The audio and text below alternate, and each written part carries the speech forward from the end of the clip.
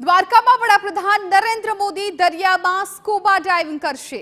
દ્વારકાધીશના દર્શન બાદ પંચકોઈ બીચ પહોંચ્યા છે પીએમ મોદી। લક્ષદ્વીપ બાદ દ્વારકાના દરિયામાં પીએમ મોદીનું આ સ્કૂબા ડાઇવ। દ્વારકાના દરિયામાં પૌરાણિક નગરીના દર્શન કરતા વડાપ્રધાન નરેન્દ્ર મોદી સમુદ્રમાં ડૂબેલી સોનાની નગરીના નિહાળ્યા છે અવશેષો। તો વડાપ્રધાન નરેન્દ્ર મોદીએ દ્વારકામાં પંચકોઈ બીચ પર સ્કૂબા ડાઇવ કર્યું છે। સમુદ્રમાં ડૂબેલી સોનાની જે નગરી છે એના અવશેષો છે નિહાળ્યા છે। એક્સક્લુઝિવ દ્રશ્યો TV9 પર આપ જોઈ રહ્યા છો। આ દ્રશ્યો સીધા જ દ્વારકાના છે કે જ્યાં વડાપ્રધાન નરેન્દ્ર મોદીએ દર્શન કર્યા બાદ પંચકોઈ બીચ પહોંચ્યા કે જ્યાં તેમણે સ્કૂબા ડાઇવ કર્યું છે।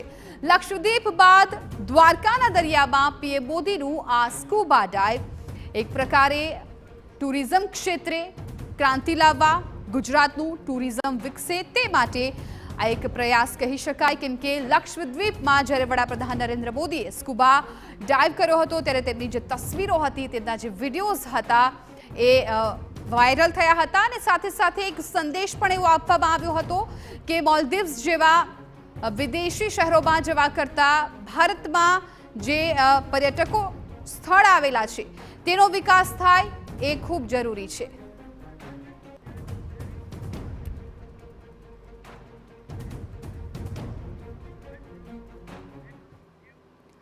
સંવાદદાતા કિંજલ મિશ્રા વધુ જાણકારી આપી રહ્યા છે। કિંજલ, લક્ષદ્વીપ બાદ હવે વડાપ્રધાને દ્વારકામાં સ્કૂબા ડાઇવ કર્યું છે।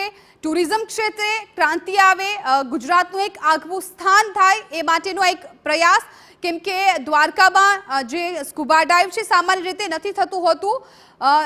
શિવરાજપુર બીચ છે ત્યાં કરવામાં આવતું હોય છે, પરંતુ અત્યારે વડાપ્રધાન નરેન્દ્ર મોદીએ પંચકોઈ બીચ પર આ સ્કૂબા ડાઇવ કર્યું છે।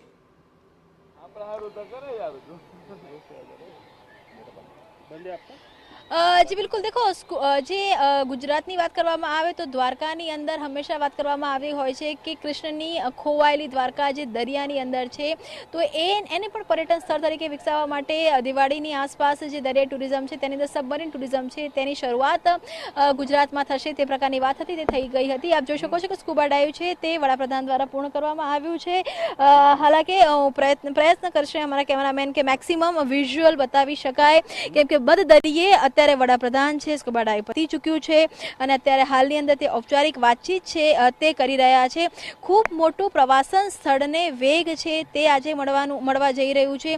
કેમ કે ઘણી બધી વસ્તુઓ જ્યારે શરૂઆત થતી હોય છે ત્યારે અશક્ય લાગતી હોય છે, પરંતુ જ્યારે સબમરીન ટુરિઝમની વાત થતી હતી તો સબમરીન ટુરિઝમને ક્યાંક ને ક્યાંક એક પ્રકારનો જે બૂસ્ટઅપ છે તે આજે બિલકુલ વડાપ્રધાને જે પ્રકારે અહીંયા સ્કૂબા ડાઇવ કર્યું છે ત્યાંથી મળે છે। તેની સાથે દ્વારકાના પણ કેટલાક લોકો છે કે કદાચ સીધી નજરે ક્યાં છે વડાપ્રધાન એ નથી જોઈ શકતા, પરંતુ જે રીતના એફર્ટ વડાપ્રધાન દ્વારા કરવામાં આવે છે સતત જોતા હોય છે। દ્વારકાના લોકો સાથે વાત કરવાનો પ્રયાસ કરીશું। કેટલા સમયથી દ્વારકામાં છો અને છેલ્લા 10 વર્ષમાં દ્વારકામાં કેટલી બદલાઈ, કેટલો વિકાસ થયો? દ્વારકામાં ઘણો વિકાસ થઈ ગયો। પહેલાં તો અમારા દ્વારકામાં કોઈ માણસ છે ને કોઈ આવતું જ નહીં, 200-500, અત્યારે લાખોની સંખ્યામાં માણસો આવે છે। આ બધો વિકાસ થયો એટલે ઘણો અમારો ડેવલપમેન્ટ થઈ ગયું દ્વારકા। રોજગારી કેટલી બહુ વધારી ગઈ રોજગારી। અત્યારે યાત્રીઓની બહુ ભીડ છે, બહુ સારું છે કામ।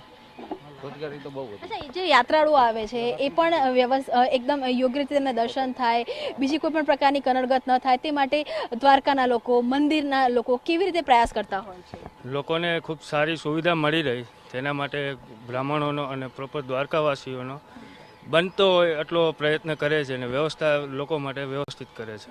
કાશી કોરિડોરની જેમ દ્વારકા કોરિડોર વિકસાવવાની વાત છે, ઘાટને ડેવલપ કરવાની વાત છે। શું લાગી રહ્યું છે આગામી દિવસોમાં દ્વારકા કેવી હશે? સોનાની દ્વારકા જે મોદી સાહેબનું સપનું છે એવું જેમ અયોધ્યામાં કોરિડોર કરેલું છે, જેમ બનારસમાં કોરિડોર કરેલું છે, એવું દ્વારકાવાસીઓને આશા છે પણ અહીંયા પણ એવું કોરિડોર થાય ને જેમ ટુરિઝમ વધે એમ રોજગારી મળે, ધંધો મળે, એવી બધા દ્વારકાવાસીઓની આશાની છે। યુવા તરીકે શું લાગી રહ્યું છે કે આગામી સમયની અંદર દ્વારકા કેવી જોવા મળશે? જે દ્વારકા આજ દિવસ સુધી આપણે સાંભળેલું છે કે સુવર્ણ દ્વારકા, તો અત્યારે સુવર્ણ દ્વારકાનો સમય દેખાઈ રહ્યો છે અને મોદી સાહેબનું સપનું છે તો એ સાકાર થઈ જશે.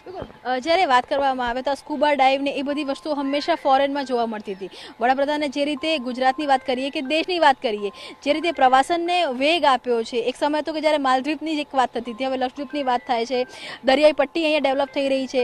કેટલું આગામી દિવસોની અંદર ગુજરાત મોખરે બનશે અથવા તો દ્વારકા સ્કૂબા ડાઇવની અંદર આગળ વધશે, શું લાગે છે? અમને તેમ લાગે દ્વારકાનો પહેલો નંબર આવી જાય. દ્વારકામાં કોઈ માણસ અત્યારના રહેવા માટે જગ્યા નથી મળતી, એટલું દ્વારકામાં પબ્લિક આવે છે. સ્કૂબા ડ્રાઇવિંગ કરવા પછી શું છે, માણસ એક દી રોકાતો હોય, 2-3 દિવસ માણસ રોકાશે અને અહીં રાજી થઈને જશે બધા દ્વારકામાં.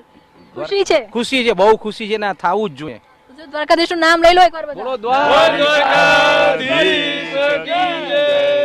બિલકુલ, તો જે દ્વારકા છે, દ્વારકા નગરી અને દ્વારકાના લોકો, સ્વાભાવિક છે કે જ્યારે પણ વિકાસ થતો હોય છે, વિકાસ સાથે રોજગારી હોય છે, તે આવતી હોય છે.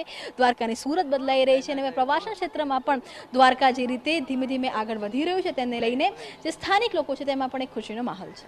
બિલકુલ કિંજલ, આભાર સમગ્ર માહિતી બદલ. તો ત્યાંના સ્થાનિકો સાથેની વાતચીત આપે સાંભળી.